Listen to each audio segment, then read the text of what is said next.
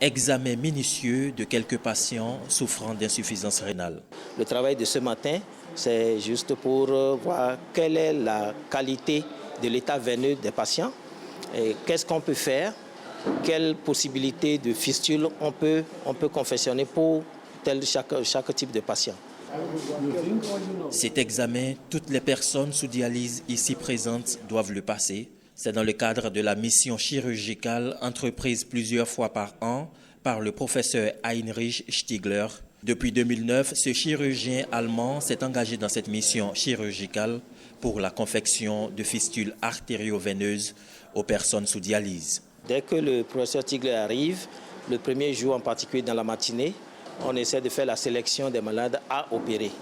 Et une fois cette sélection faite, les malades sont programmés pour toute la semaine.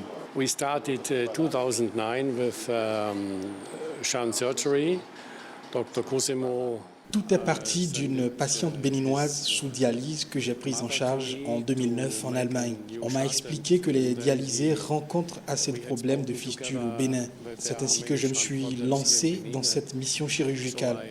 J'en profite aussi pour former les chirurgiens sur place dans la confection des fistules artério-veineuses pour assurer la relève.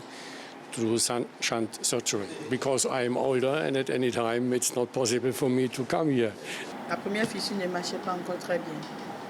L'évacuation sanitaire vers l'Europe d'un dialysé pour la confection de fistules artério-veineuses coûte entre 6 et 15 millions de francs CFA. Cette mission chirurgicale qui permet de soulager en moyenne 30 patients est donc une bouffée d'oxygène. Tout à fait. Et bon, par exemple, avec la fistule, vous évitez de contracter les infections surtout.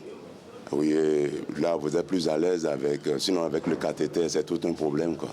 Le cathéter, vous comprenez, c'est un tube qu'on met dans un vaisseau et il y a possibilité d'infection, tout ça, et ça n'allonge pas la vie comme la fistule.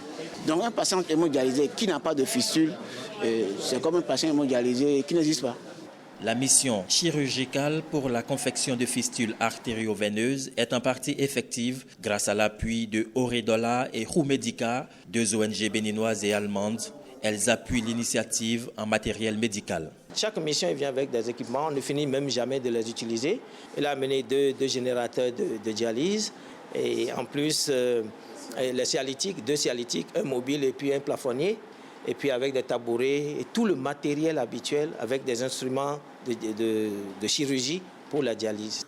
L'équipement médical convoyé à cette mission par les ONG Oredola et Rumedica peut permettre de soulager près de 200 patients sous dialyse.